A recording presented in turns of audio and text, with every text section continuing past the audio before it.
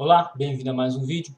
Meu nome é Adolfo Clary e você está em mais uma aula de crítica textual.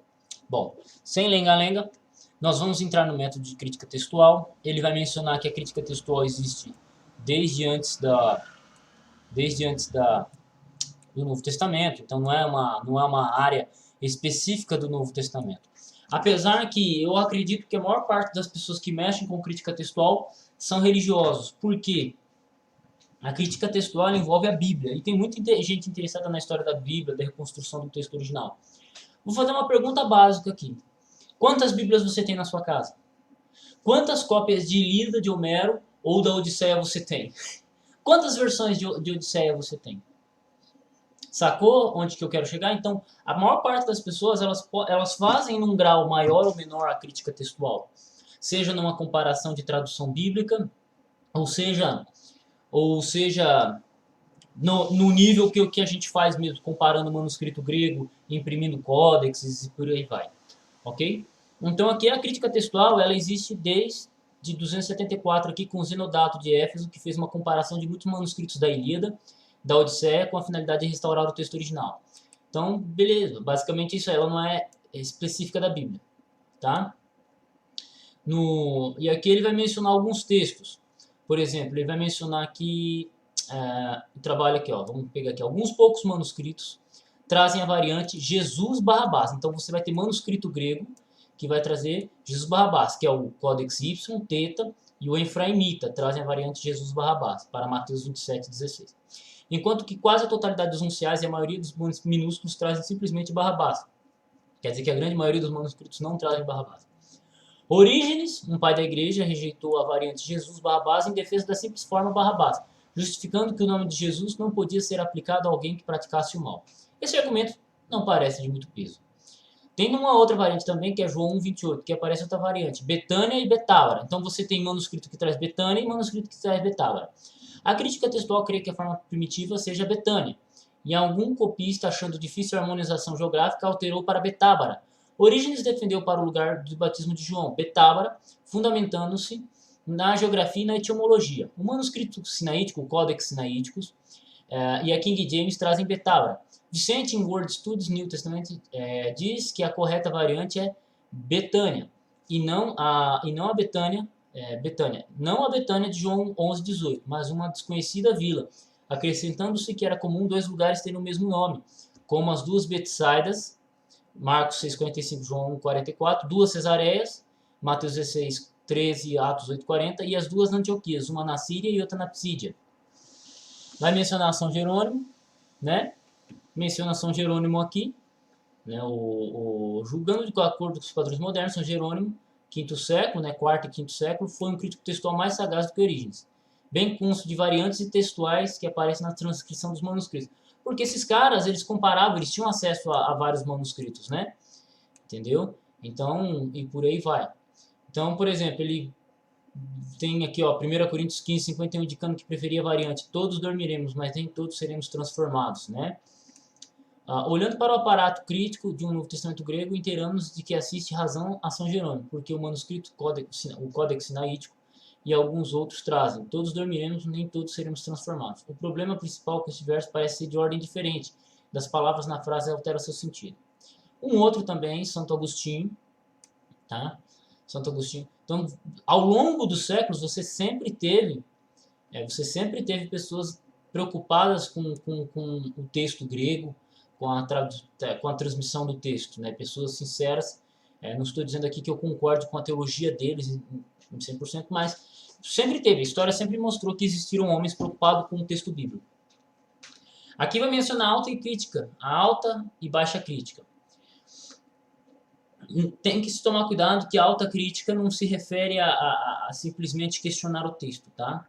Mas vamos lá. Alta crítica preocupa-se em estudar o autor do livro, tempo, lugar e circunstância em que ele foi escrito. Sua validade histórica. A expressão alta crítica tem dado motivos e objeções, por parecer indicar algo de superioridade. Achando alguns a designação mais própria seria crítica histórica, né? Que é o que? Você pega o documento. Eu pego o documento aqui. Vou pegar um documento aqui. Almeida Corrigida Fiel.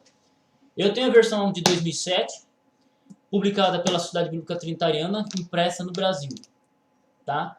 Então, a crítica histórica é essa. Eu analiso quando ela foi publicada, por quem ela foi publicada e como ela chegou nas minhas mãos, né? O tipo de papel que é utilizado, o tamanho de letra e tal, o tipo de português. Isso é a crítica externa. Agora, a crítica interna é eu analisar que Isaías, visão de Isaías, filho de Amós. Não, a tradução aqui está errada. Isso é crítica interna. E aí é chamada de baixa crítica. Tá? A baixa crítica estuda a linguagem, vocabulário, questões de gramática, a história da transmissão do texto, incluindo as tentativas para restaurar o texto do autógrafo original. Este estudo é chamado de crítica textual. Então, a crítica textual ela é sinônima de baixa crítica. Crítica histórica, ela critica o quê? Ela faz análise externa do documento. Então, qualquer documento que eu vou analisar, ou a passagem, enquanto que a crítica textual se preocupa com o manuscrito, a crítica histórica se preocupa em estudar o manuscrito com informações fora do manuscrito. Isso eu já tinha comentado como evidência externa e evidência interna, que até vai mencionar aqui, quer ver? O material com que trabalha os críticos textuais inclui não somente a cópia dos manuscritos nas línguas originais, mas também antigas traduções e citações da Bíblia pelos pais da igreja. O conjunto desses materiais se chama em crítica textual testemunhas. Então, testemunha é tudo aquilo que atesta um verso bíblico. Você tem um manuscrito lá, um documento de um pai da igreja que menciona João 1, verso 1, em latim. A gente analisa ele para crítica textual. Menciona em cópita, a gente analisa ele e por aí. Então isso se chama testemunha. Quando os manuscritos que contêm a Bíblia no idioma original diferem entre si em algum pormenor, o modo de modo diferente que aparece em cada manuscrito chama-se variante. Então, aquilo que eu falei sobre Apocalipse 22, verso 14. Tá? A finalidade primordial da crítica textual seria determinar que variante tem mais possibilidade de ser original. Crítica textual é você julgar o texto, analisar o texto diante das evidências manuscritológicas. O trabalho da crítica textual requer muita perícia e técnica especializada e deve ser conquistada com muito esforço. Para chegar a um bom fim, o crítico, entre outras coisas, deve saber paleografia, ciência que estuda escrita antiga, a letra maiúscula, letra minúscula, conhecer um pouquinho de hebraico, então tem que conhecer paleografia. A técnica de recensão, né, comparação entre os manuscritos, então eu vou comparar Almeida Corrigida. Estou aqui simplificando o assunto, comparar Almeida Corrigida Fiel com Almeida atualizada, seria esse trabalho.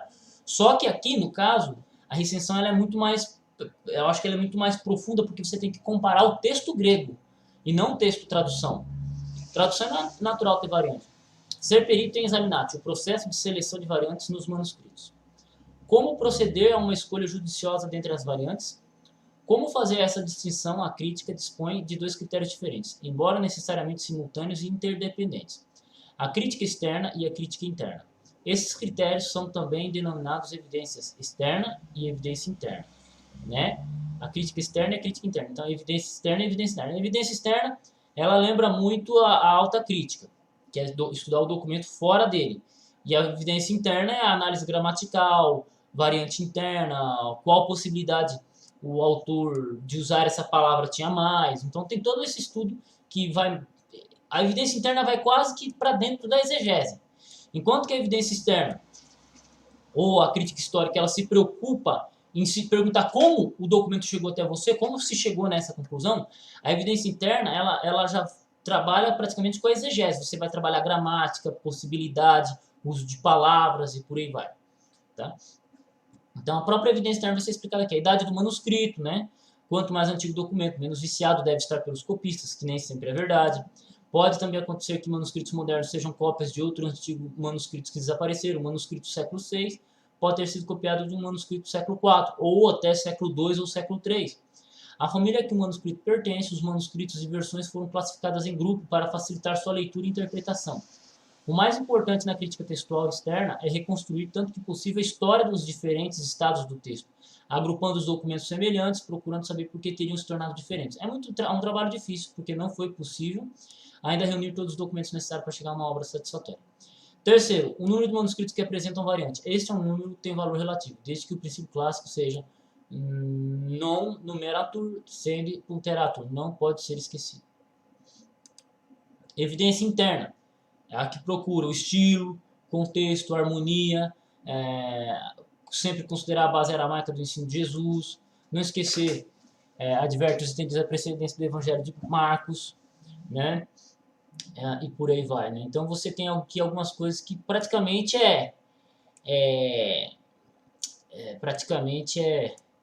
a exegese, né? Por exemplo, aqui, ó, a probabilidade transcricional, conhecendo os problemas enfrentados pelos copistas, estabelecer as seguintes premissas: a mais difícil variante deve ser preferida, em geral uma variante mais curta deve ser preferida do que a mais longa, se o texto revelar aperfeiçoamento estilístico não deve ser autêntico, ter sempre em mente a destacada influência da igreja primitiva sobre os copistas, né? Então, um cara que vai trabalhar com evidência interna, ele tem que ter uma noção assim, quase que da história do cristianismo inteiro, né? Para poder trabalhar com a crítica textual do Novo Testamento, né? Apesar que esse aqui ele enfatiza tanto a crítica textual do Antigo Testamento quanto do Novo, né? Além das evidências externas e internas, o crítico textual não pode olvidar esse princípio fundamental, o princípio do critério para avaliação de diferentes textuais. Este é escolher a variante que melhor explica a origem das outras. Quando há duas variantes igualmente sustentadas por provas externas, o mais provável é que a melhor se adapte ao sentido. Aí aqui tem o conselho de Lake.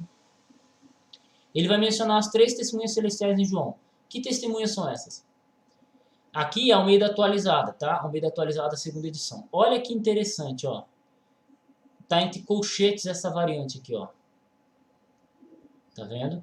No céu, o Pai, a Palavra e o Espírito Santo. Esses 3 são uns. E são os 3 que testificam na Terra. Não é que o verso inteiro, 7, e o verso 8 inteiro estejam omitidos, mas é entre os dois.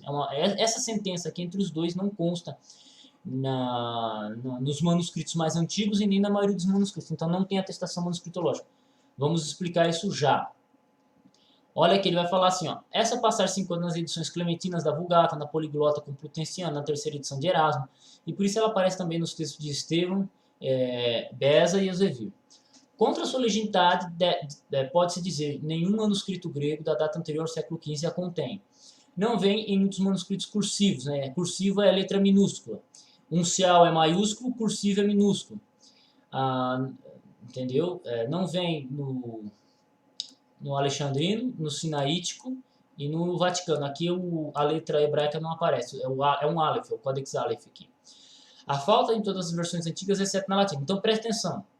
Essa é uma variante que esse textinho aqui, ele está nas versões latinas, mas não está nas outras versões antigas, como copta, siríaco, armênio, georgiano. Não está nessas versões antigas. E fora que não está nos documentos em grego em que o Novo Testamento foi redigido. Então, qual que é a possibilidade dela ser uma adição? Muito grande. Os antigos pais da igreja nunca citaram em qualquer um dos seus argumentos a favor da trindade. Os versos 6, 8 e 9 são mais de uma vez citados, mas nunca o verso 7. Em favor da sua legitimidade, pode ser dito: a passagem existe em alguns manuscritos gregos cursivos, Codex Raviano, Codex Otobiano do Vaticano, Codex Régio de Nápoles e no Morfonianos de Dublin. Que o primeiro é uma cópia do Complutensiano, o segundo é simplesmente uma tradução da Vulgata Latina e o terceiro conserva-se somente na margem. Então veja, os documentos que trazem ainda demonstram algum grau sem ser muito antigo. O quarto pertence ao século XV, ou é posterior. Acha-se no manuscrito de extratos do Velho Latim, Speculum, pertencente ao VI ou VII século. É citada por Vigílios e de Tácito para fins pelos fins do V século e também na confissão de fé de um grupo de cristãos.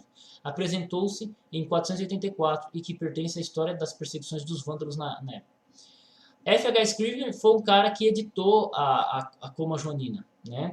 Ele editou o texto Receptus. O último texto Receptus vendido pela Cidade Bíblica Trinitana é esse aqui. Esse que eu tenho em mãos.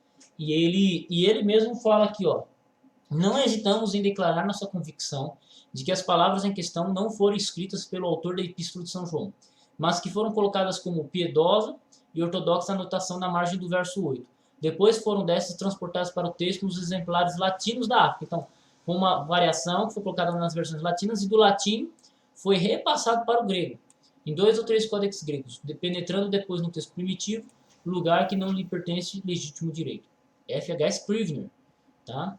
Esse cara aqui, ele editou o texto Receptus utilizado pela Sociedade Bíblica Trinitariana, que é o defensor do texto Receptus. Também vai ter uma outra variante aqui, que é a palavra sábado em Lucas 6.1, né? Aí vai mencionar o texto Receptus, e muitas traduções modernas trazem a expressão segundo o primeiro. sendo que essa expressão não aparece em outra parte. Tem sido um problema exegético difícil, em virtude da palavra não constar nos melhores manuscritos. Poderia-se afirmar que ela não se encontra no original, se não fosse suspeita de que algum copista tivesse omitido por causa da sua obscuridade. O princípio da probabilidade transcricional torna-se necessário explicar sua inserção. Se não é genuína, Meyer engenhosamente sugere que a palavra é simplesmente a fusão de duas notas marginais. Opinião essa que foi dada por Westcott e Hort e outros. Como o versículo 6 está a expressão noutro, hétero, sábado, algum escriba pôs a margem no verso a primeira nota no primeiro, proto. Mas a recordação dos diversos incidentes que se tinham dado em sábados anteriores levou outro copista a fazer uma correção, num segundo, deuteros, sobre o deuteroproto, que algum copista posterior intercalou no texto e a confusão no texto para a confusão dos comentadores. Ou seja, assim, o fato esclarece uma deturpação do texto original. Mas isso aqui é fácil de reconhecer. Se você já vê isso no livro, você vai ter a doxologia do Pai Nosso, também uma citação da doxologia do Pai Nosso, né, que é 2 versinhos pequenos, né, vai mencionar aqui, tá? E aí vai mencionar aqui. Então essa aula termina por aqui, tá? Já eu explico as famílias e manuscritos, mas essa aula termina por aqui. Então, assim, aqui você foi inserido a uma parte da teoria da crítica textual. Metodologia, evidência externa, evidência interna. Já foi ditado algumas variantes textuais. Digo que estas não são as mais importantes, mas são as que mais chamam a atenção para nós. Então, o que é necessário para você? Eu indiquei para vocês o interlinear majoritário. Deixa eu pegar ele aqui.